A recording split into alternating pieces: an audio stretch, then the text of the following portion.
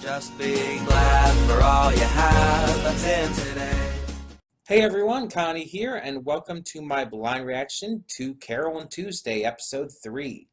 So yeah, this is the first reaction for this that is officially on its new Monday slot. So as you know, I decided to cut out Fruits Basket reactions, and not because I wasn't liking it. Actually, quite to the contrary, I was really liking it. But I felt that it kind of went against my rule for the channel for reactions. And that is, my rule is that I try to keep all reactions as spoiler-free as possible, and I don't react to things that I have seen already, except in like special circumstances around like doing a series reaction or something, or it's been a long time since I like previewed a reaction and I'm getting back to it, and so on and so forth.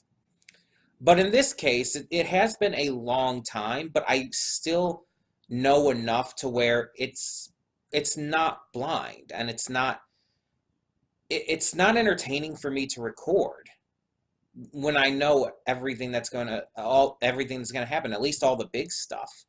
Nothing is surprising, nothing is exciting.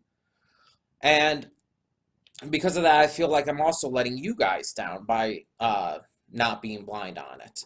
So I've just decided it goes against what I want to do for the channel, what I want to do for reactions. So we cut it out. I'm still going to be watching it, just on my own time. But meanwhile, we are replacing it in that slot, in that Monday slot, with Carole and Tuesday, which we had been reacting to just kind of on a as-it-goes basis. So as we are now, Carole and Tuesday is phenomenal so far. It's easily my anime of the season as of this point, even though it's only had 2 episodes before this one. And last we left off with episode 2, we had Carole and Tuesday getting to know each other more, as well as kind of not really sneaking their way into this concert hall, but they talk to this, I don't know if he's just a regular security guard or if he's head of security or something like that, but they talked to him and got in, and they were able to just be able to play a little bit. They played the same song from the first episode, but this time with Carole using a grand piano rather than her keyboard. So it definitely had a different sound, and we had some differentiating lyrics as well, concerning, I guess, just a different part of the song. Now, the performance was recorded by this guy who was there, and because of it, this drunk former record producer or musical manager or something like that heard it at the bar and decided he's going to become Carole and Tuesday's manager. So he kind of busted in at their place, knocking like violently at the door, and when they answered, just kind of forcing his way in and shit. He really needs to chill out a bit, but the fact is, he is trying to legitimately support them and be their manager. He acknowledges their exceptional talent and wants to help them out in this industry. Now, the opening to this, like right before the actual opening, there is this kind of like recap. Not really recap, but there's this kind of this cold open, you could say, that plays in every episode. And it kind of tells us that this is basically the story of how Carole and Tuesday became this big act that changed the industry. And I believe last time I compared it along the lines of My Hero Academia, where it's like My Hero Academia, it's noted that it's the story of how Izuku becomes the greatest hero of all time. But and then you see like how he got to that point and everything that like built up to that. And it's kind of like that for this, and I appreciate that. I mean, partially because, admittedly, My Hero Academia is my favorite anime as of current. But honestly, I'll be completely honest here. If Carole and Tuesday is as fantastic, as phenomenal as these first 2 episodes were, the entire series, it could possibly have a chance of overtaking that for me. I'm not even joking here. That's insane to think about, especially because My Hero, it took 3 seasons to surpass my previous favorite anime of all time, Full Metal Alchemist Brotherhood, which I still hold in excessively high regard. So the idea that Carole and Tuesday could do it in 1 season, and it's not even based off of anything, has no source material. It's an anime original celebrating the studio's anniversary. That's insane to think about. And I want to talk about that. So this, yeah, it is an anime original. It's celebrating the studio's anniversary. I think, I don't know for sure, but I want to say that Studio Bones put every single one of their best team on this project. Their best writers, directors, animators. They got the best voice actors they possibly could. They did their best. They put their best into this because they wanted to make it something truly special, something truly outstanding for this anniversary. It is literally made to be a celebration of their anniversary, and this is a studio that they're behind my 2 favorite anime of all time, My Hero Academia and Full Metal Alchemist Brotherhood. And to be fair, those are adaptions of manga and whatnot, but still, it shows how well they adapted it, how good they did with the characters, the voice acting, the direction. All of that was shown in there, and through their other works, they consistently show that they care about these projects. So to have a project that is solely their own, that they have complete creative freedom over, and that they have the ability to just do whatever they want with, is huge. The fact that they got Shinichiro Watanabe, the director of Cowboy Bebop, one of the most beloved anime series of all time, huge. It's a testament to how seriously they're taking this. And I'm just saying that if this is the case, if they did go out of their way to put their best on this project to make sure that this came out as perfect as possible, it clearly shows. It clearly shows in the quality of these first 2 episodes. And I don't know where the series is going to go from here. I don't know. I other than how it ends, I don't know on what it's going. Well, even so, it might end up multiple seasons. Right now, we only know of the one, but who knows?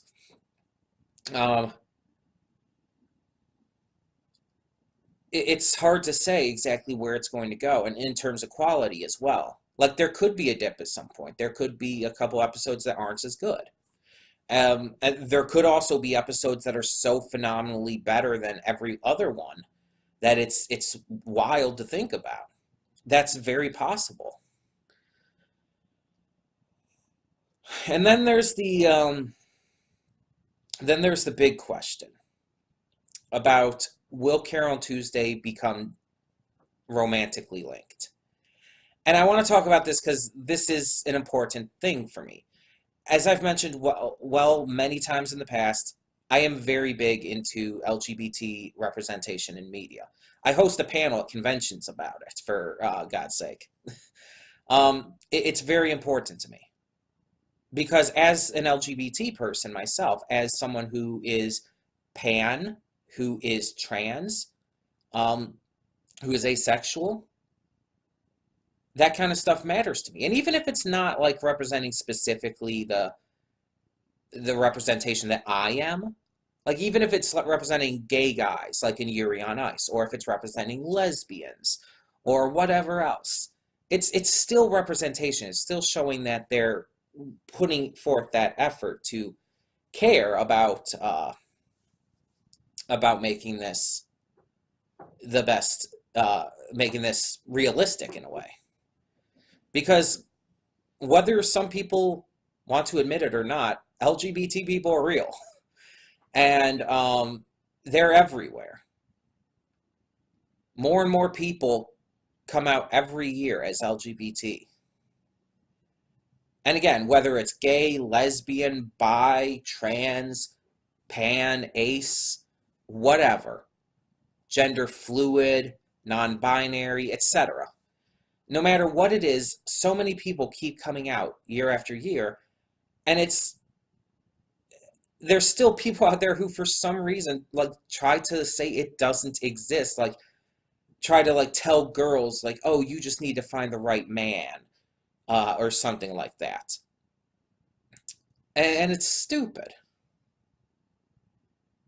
There's people who try to say to gay guys, oh, you're just sad that no girl will go out with you, so you're trying to prove something or some shit. People say that kind of shit, and it's disgusting. So any kind of representation is important. And so many anime and so many shows, games, and whatnot have done great at that.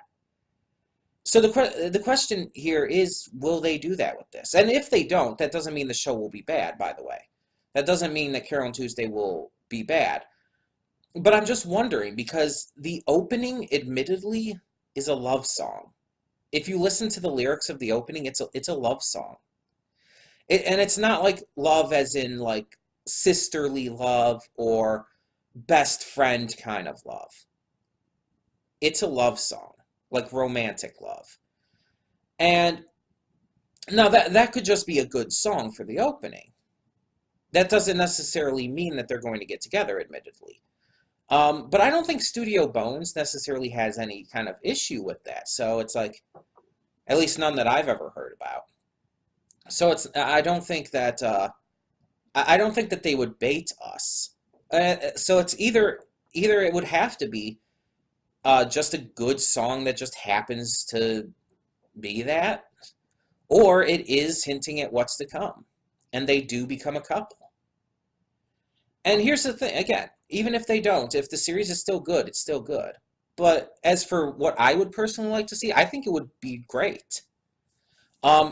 Especially if they tried to paint Tuesday's mother as maybe very, very conservative and having her be against the idea of that. Some people would try to say, oh, it's being too social justice warrior, too SJW. And it's like, it's being realistic. I constantly have to deal with this shit from my family. Constantly being misgendered, constantly being dead named. And due to my non-confrontational nature, unfortunately, I end up just kind of putting up with it. Because I just, as I said, I'm non-confrontational. And so many other people have to face the same, and it's wrong. So again, like I said, people are being told that they're invalid with their sexual identities.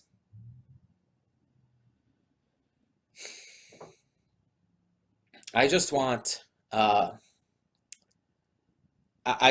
to be able to see this kind of stuff in a more normalized fashion, but also show that these kind of struggles exist. And I think that would be very good to show.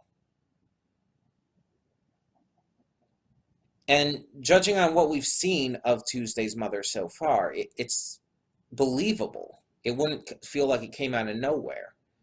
So it's like, I think it could be good.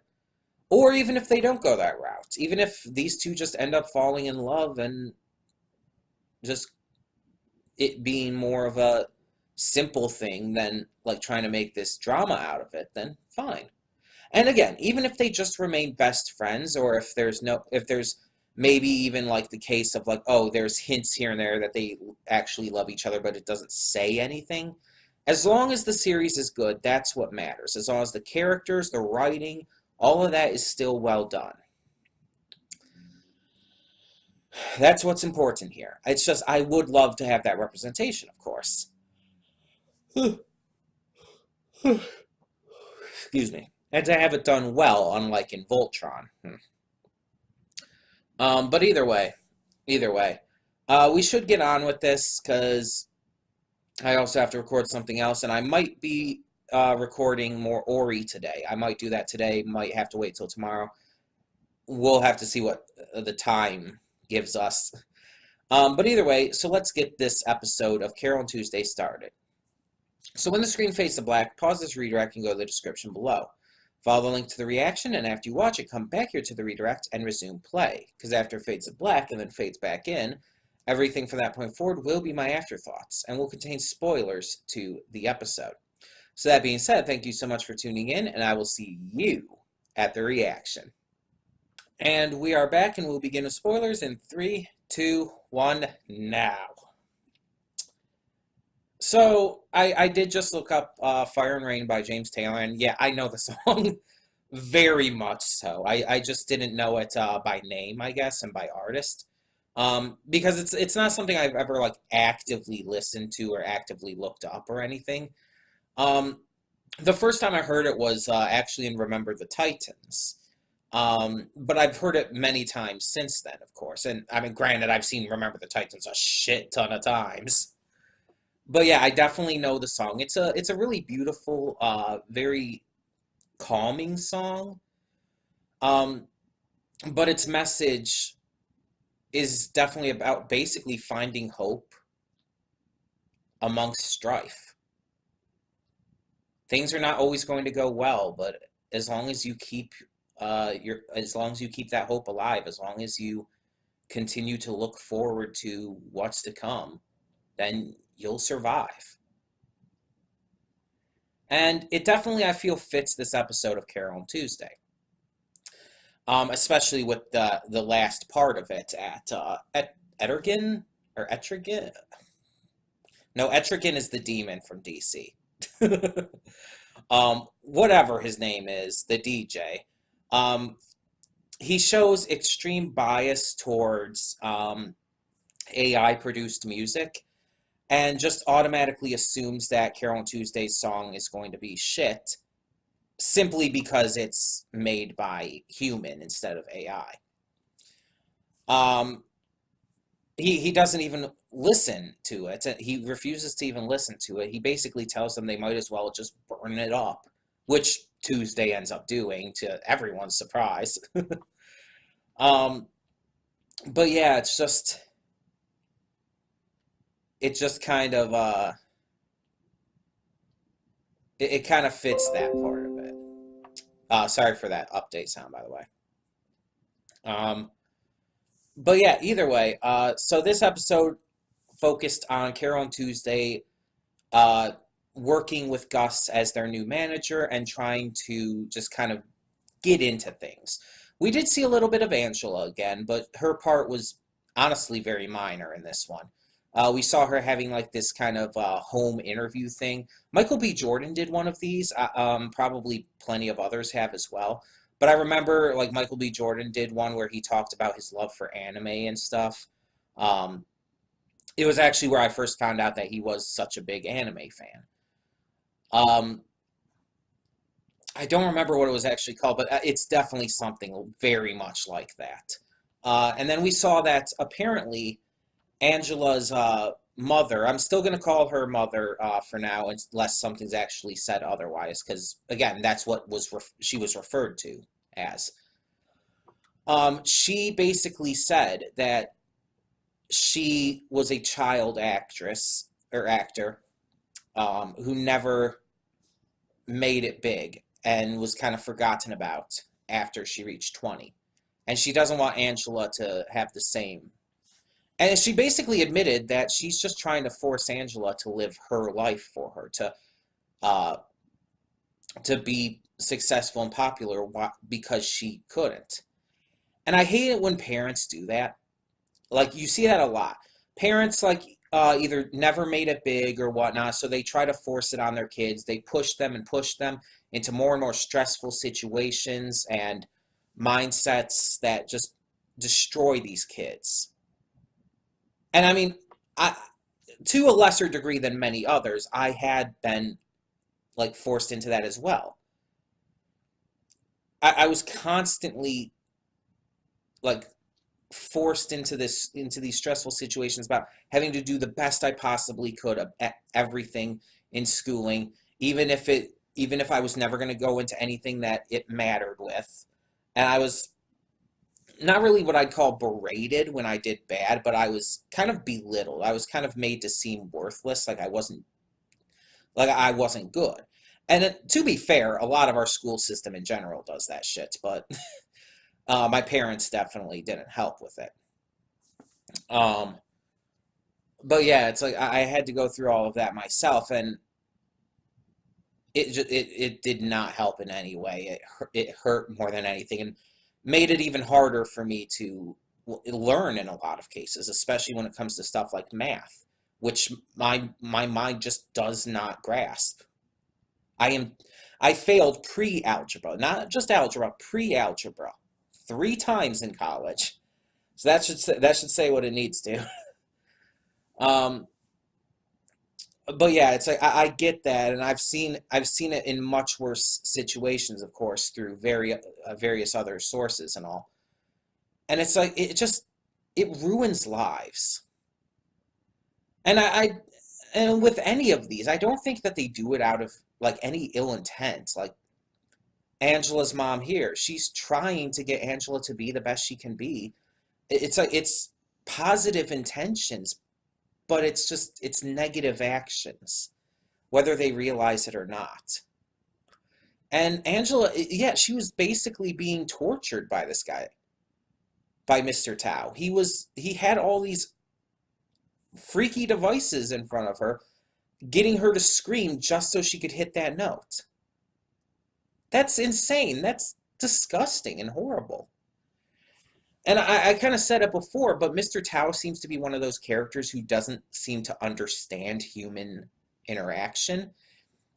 He's worked with AI for so long, it seems like he just does not get how to interact around other people or how to treat other people or anything like that.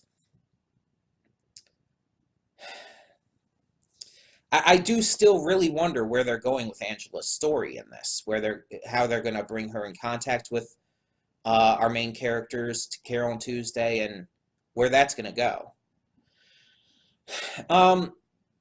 But yeah, we also saw Carole and Tuesday just kind of hanging out and getting to just know each other more as they worked on this new song we got. We saw them like really start getting the song going at this laundromat with this dude who was just there as well, joined in, and it was really cute and fun.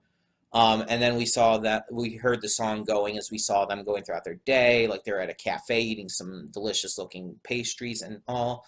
They were on the riverbank with Tuesday strumming on her guitar while Carole was writing and everything. And it was nice to see all of that.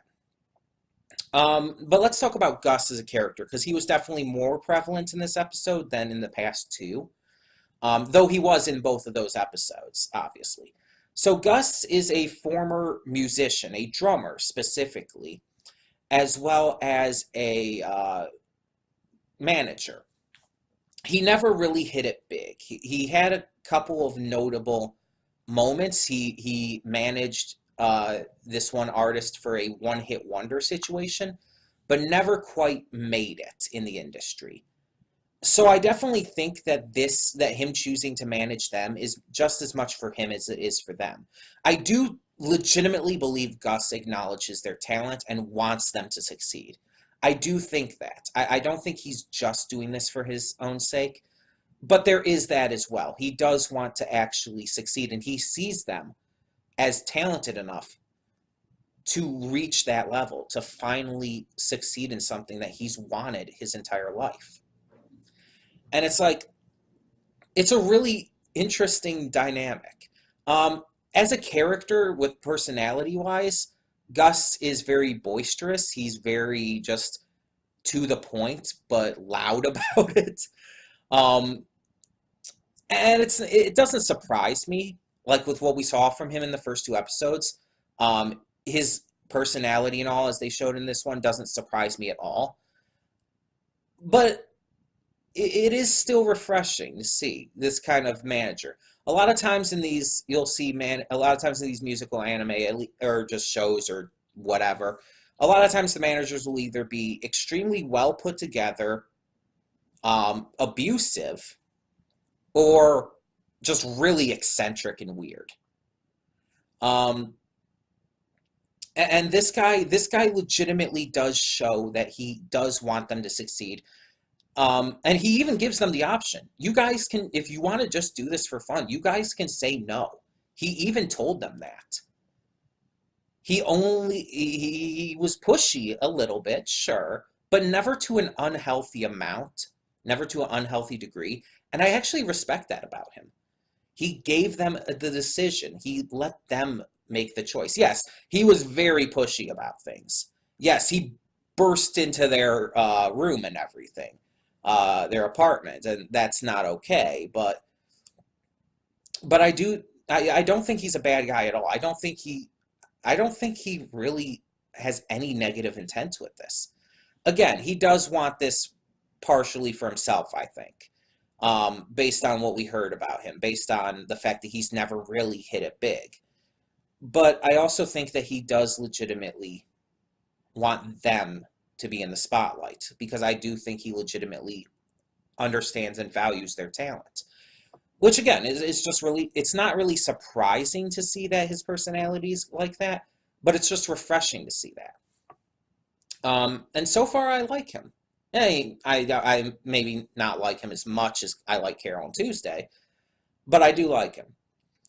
Now the song we got in this episode wasn't as love songy as the opening, but it definitely had some lyrics that could be taken that way. However, the lyrics in this new song were also could be also taken in a very platonic way as well, like best friends.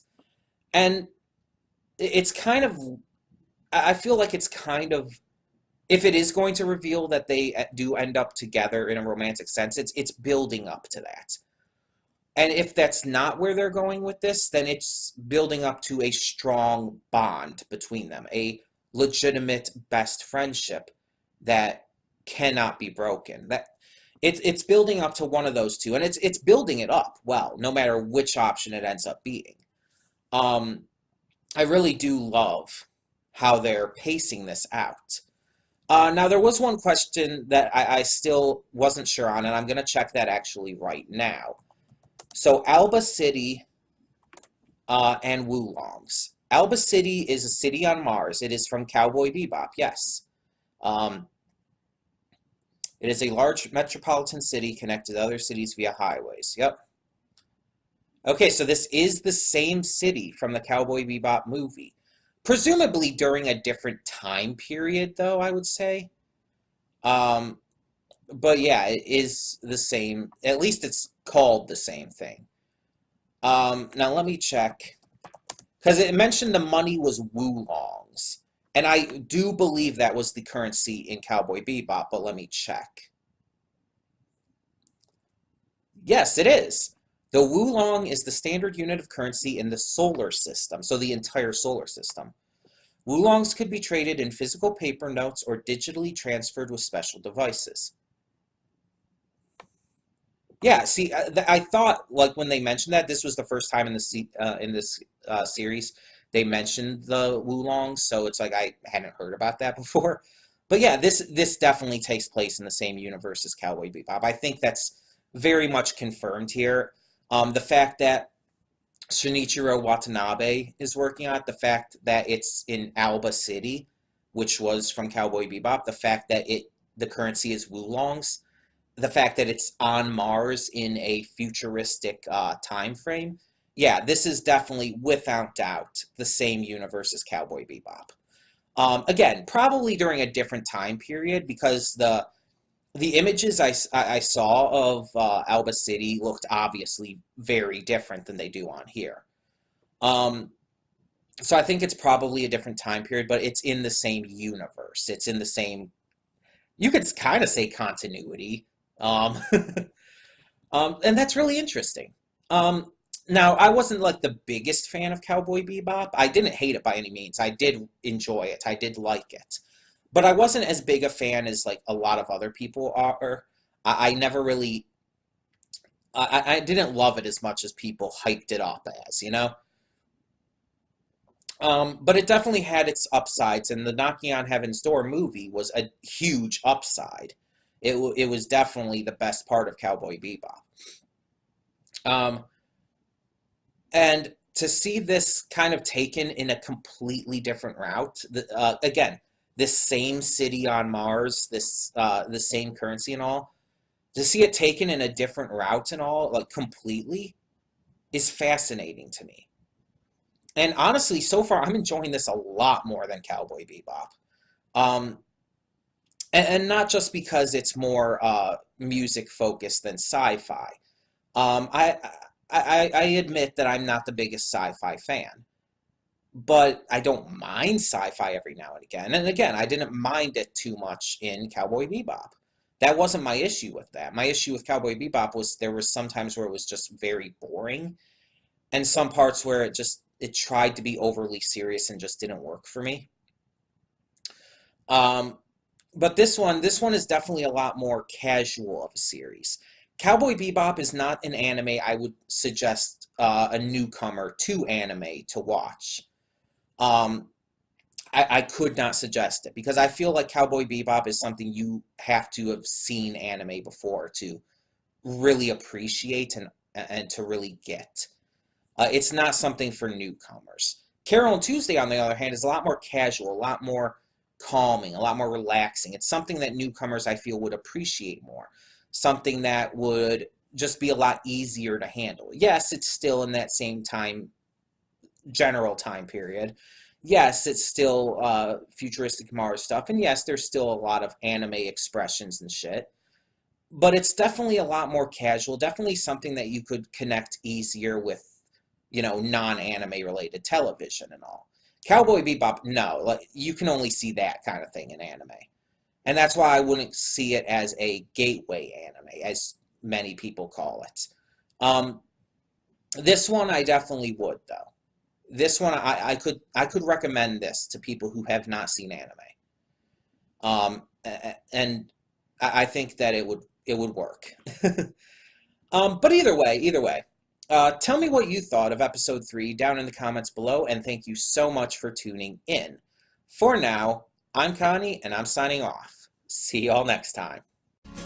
And though you've come through many obstacles,